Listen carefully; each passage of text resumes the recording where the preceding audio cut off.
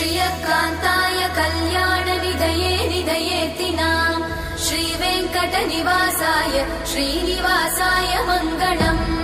लक्ष्मी सविभ्रमालोकसुभ्रूविभ्रमचक्षुषे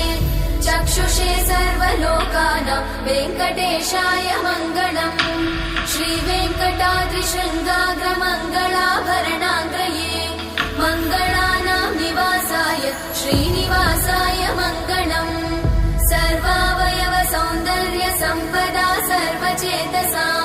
सदा सम्मोहनायास्तु वेङ्कटेशाय मङ्गलम् नित्याय निरवध्याय सत्यानन्दचिदात्मने